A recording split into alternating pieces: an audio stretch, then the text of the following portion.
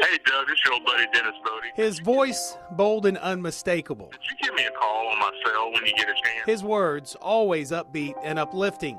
I didn't realize it until the other day. I still had a voicemail from Dennis Boddie from this past November. He called me, would you believe? I just want to thank you for leaving a message on my Facebook. Just to tell me thanks for posting on his Facebook page. I mean, who does that? Have a great day. Take care, buddy. Bye. In a world full of just clicking the like button and moving on with your day. You could know Dennis Boddie for 30 seconds, and he had the gift. Two things. One, to make you feel like you had known him and he'd known you your whole life, and he had the ability to make you feel like you were the most important person in the room. On Keel News Radio time right now is 8:39. Robert J. Wright first experienced Dennis's everyone else first approach to life when the two began working together in radio in 1995. Anybody that knew Dennis, he was like part of their family. And the same for Missy Setters with the Independence Bowl. Since that time, some 20 years ago, when Dennis first settled in behind the public address mic at Shreveport's largest sports venue. Dennis was really our first true employee that we hired. And 30 years ago, when Carrie Camp hired Dennis right out of college at KOKA. Dennis was truly a gentleman. He was giant, but he was just soft-spoken. His personality, I mean, he's just such a special person. Treated everybody so nice. And 35 years back, as a college student, when he first began announcing Centenary basketball games. Dennis's voice was the voice of Centenary basketball, and it's a piece that, you know, I'll always remember. We ask you to join us in a quick moment of silence, please, for Dennis Boddie. Dennis has meant so much to the Centenary Athletic Department. Years ago, he was made an honorary varsity letterman. It's a piece that I miss, you know, now, because you walk in and you know he's here and you know he's going to be here every week, and you look forward to that. As a PA announcer, his voice was rarely, if ever, recorded. And in this digital age, radio air checks are often purged. Dante Walker touchdown. But on occasion, Dante Walker takes it to the you could sometimes hear that familiar voice in the background of the on-air broadcast of those bowl games on TV. 33-yard Mississippi State touchdown. A week or so after I called Dennis back and we talked, I asked our sports guys to get a little video of the PA announcer the next time they were at a Centenary basketball game.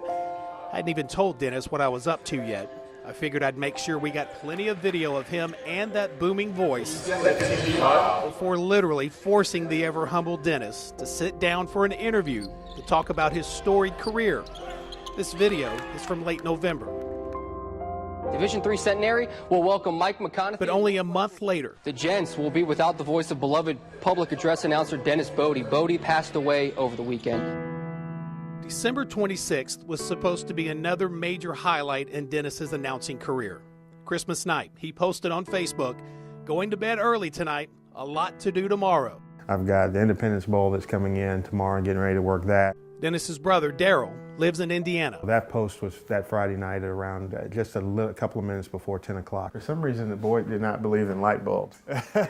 I caught up with Daryl while he was going through Dennis's belongings inside his Shreveport home. My dad passed away on the 23rd of December 16 years ago, and so we always talked on the 23rd, and then the 24th was Christmas Eve, and then on the 25th, we talked again. It was Christmas Day. And like the rest of us, between the phone calls, family kept up with Dennis through his Facebook posts. Dennis was a Facebook junkie. It was his way of communicating. It was his way of letting people know, hey, I'm okay, or everything's good.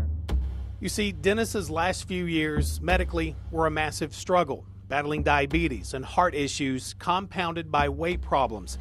And Dennis began using Facebook to share his battle back to health. Because every night, you know, he gave him that little 2 bits, 3 bits of information. You know, we would joke around that if Dennis didn't post his blood pressure at night, then something might be wrong. He admitted he was a little scared. I think it was a way of him comforting himself more than it was necessarily sharing with others. And we were there cheering him along every step of the way. So over the next 3 years, he was walking, he was lifting weights. Until one day, while walking for exercise, he was discovered in his yard, unconscious. He was back in the hospital and unable to do what he loved the most. I was visiting with him one night at LSU Med, and he said to me, with, I promise you, tears in his eyes. He said, I just miss the basketball game. He'd return. You just knew he would. And this fall, we found Dennis back on the Gents sidelines and behind the mic. Our buddy Dennis was on course for yet another major comeback. And what better way to cap off his return in 2015 by once again working the nationally televised Independence Bowl football game. I looked into the PA booth at around 3 and Dennis wasn't there. But it was unusual because nothing in there had been touched, and that was different for him because he normally gets in there and looks over the roster and the flip card. By game time, no one had seen Dennis. Calls and texts went unreturned. And some friends even took to Facebook to see if he was okay.